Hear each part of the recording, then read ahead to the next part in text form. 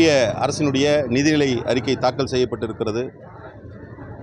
கடந்த காலங்களைப் போலவே தமிழ்நாட்டிற்கான நிதி ஒதுக்கீடு குறித்து எந்தவிதமான திருப்தி அளிக்கும் அறிவிப்புகளும் இல்லை என்கின்ற நிலையில் இந்த நிதிநிலை அறிக்கை தாக்கல் செய்யப்பட்டிருக்கிறது. அதிலும் குறிப்பாக தங்களுடைய ஆட்சியை காப்பாற்றிக் கொள்ள வேண்டும் என்கின்ற நிலையில் பீகாருக்கும் ஆந்திராவிற்குமான கூடுதல் ஒதுக்கீட்டை செய்திருக்கிறார்கள். இது பீகார் மக்கள் மீதும் ஆந்திரா மக்கள் மீதும் இருக்கும் கரிசனம் அல்லது அன்பு என்பதை விட அந்த பகுதிகளில் இருக்கக்கூடிய மாநில கட்சிகளுடைய ஆதரவு தேவை என்கிற நிலையில் இந்த ஒதுக்கீடு செய்யப்பட்டிருக்கிறது. மிக குறிப்பாக நிதிநிலை அறிக்கை தாக்கல் செய்வதற்கு முன்பாகவே விடுதலை சிறுத்தைகள் கட்சியுடைய தலைவர் அண்ணன் எழுச்சி தமிழர் அவர்களும் மற்றொரு நாடாளுமன்ற உறுப்பினர் அண்ணன் ரவிக்குமார் அவர்களும் மாண்புமிகு நிதியமைச்சர் நிர்மலா சீதாராமன் அவர்களை சந்தித்து நிதி ஒதுக்கீடு தொடர்பான 4 கோரிக்கைகளை முன்வைத்தார்கள். அதிலே மிக முக்கியமாக ஃபினான்ஸ் கமிஷன் 41% ஒவ்வொரு மாநிலத்திற்கும் அவர்கள் அளிக்கும் நிதியிலிருந்து தர வேண்டும் என்கின்ற நிலையை உறுதிப்படுத்த வேண்டும். ஆனால் இப்பொழுது 35 அல்லது 38% வரை தான் வழங்கப்படுகிறது என்பதை வரையறுத்திருந்தார்கள். அதே போன்று செஸ் போன்றவற்றை மாநிலங்களுக்கு பிரித்து கொடுப்பதிலே இருந்து எக்ஸைஸ் வரி மற்றும் செஸ் வரியிலிருந்து மாநிலங்களுக்கு பங்கீட்டு தருவதில்லை.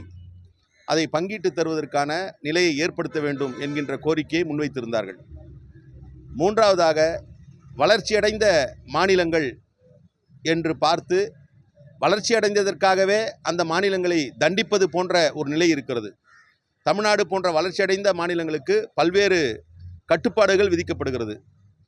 ஒரு எடுத்துக்காட்டிற்கு சொல்ல வேண்டும் என்று சொன்னால், கெரோசின் ஒதுக்கீடு செய்யப்படுகிறது, மண்ணெண்ணெய் ஒதுக்கீடு செய்யப்படுகிறது என்று சொன்னால் இது வளர்ந்த மாநிலம், ஆகவே உங்களுக்கு மண்ணெண்ணெய் இல்லை, குறைத்துக்கிறோம் என்றெல்லாம் சில கட்டுப்பாடுகளை விதிக்கிறார்கள். ஆகவே வளர்ச்சியடைந்த மாநிலங்களை வஞ்சிக்கின்ற போக்கை கைவிட வேண்டும்.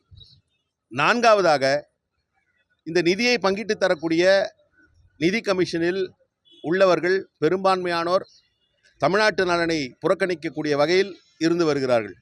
அத்தகைய நிலை இல்லாமல் பாரபட்சமின்றி அனைத்து மாநிலங்களையும் ஒரே சேர பார்க்கக்கூடிய நிலையில் அந்த கமிஷனில் இருக்கக்கூடியவர்கள் செயல்பட வேண்டும் என்கின்ற 4 கோரிக்கைகளை முன்வைத்திருக்கிறார்.